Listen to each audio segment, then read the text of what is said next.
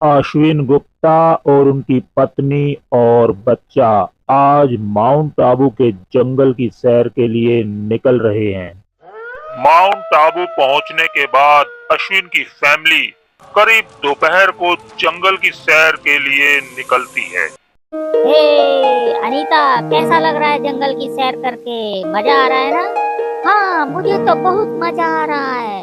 अरे टिंकू, तुम बताओ, तुम्हें कैसा लग रहा है? पापा, मुझे भी बहुत मजा आ रहा है। चलो ठीक है, सैर करो, एंजॉय करो। अश्विन की फैमिली जंगल का आनंद ले ही रही होती है, तभी वहाँ एक आदमी आ जाता है। जितना जल्दी हो जाए यहाँ से चले जाओ। शाम के बाद जंगल में रुकने की इजाजत नहीं है।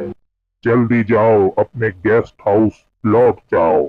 उस आदमी ने क्या कहा, तुमने सुना? उसने कहा हम जल्दी से अपने गेस्ट हाउस लौट जाएं।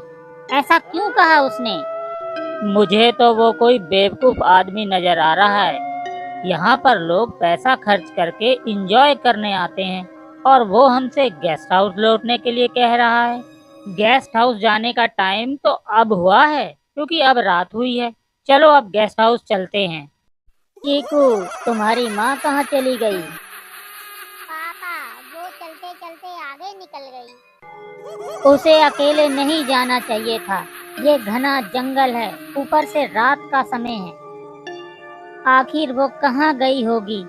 एक तो ये रात का टाइम है, ऊपर से ये घना जंगल है। कहाँ ढूंढें अब हम उसे? बड़ी लापरवाही की तुम्हारी माँ ने। पता नहीं गेस्ट हाउस का रास्ता कौन सा है। मैं इस जंगल में कहाँ फंस गई। तुम तो वही हो जिसने हमें जंगल से जाने के लिए कहा था।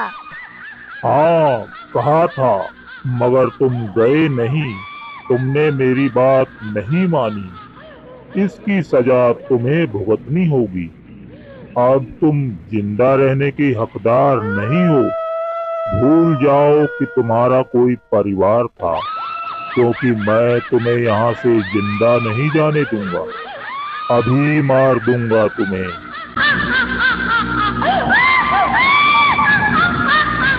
आओ, मेरे साथ चलो। आओ, आओ। शाबाश, खड़ी हो गई। चलो, मेरे पीछे पीछे चलो।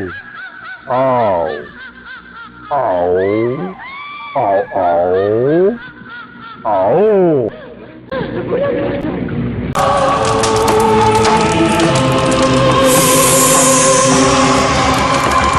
रुक जाओ, भागने की कोशिश मत करो। यहाँ से तुम जिंदा वापस नहीं जा सकती। मैं तुम्हें मार दूंगा। अपने आप को तकलीफ मत दो, थक जाओगी। आराम की मौत मरो। मैं तुम्हें आराम से मारूंगा।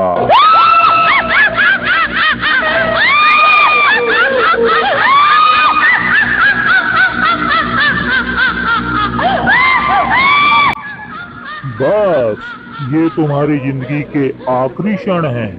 तुम कुछ ही देर में मरने वाली हो। मैं तुम्हें अभी यमलोक पहुंचा देता हूँ।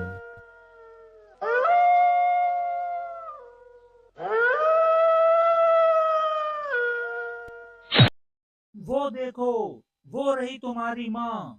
चलो, कहाँ चली गई थी तुम? हम सारी रात से तुम्हें जंगलों में ढूंढ रहे हैं। मैं जंगल में भटक गई थी। चलो, अब हम सीधा घर जाएंगे। 15 दिन बाद अश्विन के पास माउंट आबू से फोन आता है। उसे बताया जाता है कि उसकी पत्नी की लाश माउंट आबू के जंगलों से मिली है। वो हैरान और परेशान हो जाता है, क्योंकि उसकी पत्नी उसके सामने ही बैठी हुई थी। अचानक उसकी पत्नी गायब हो जाती है। वो समझ जाता है कि उसकी पत्नी अब मर चुकी है।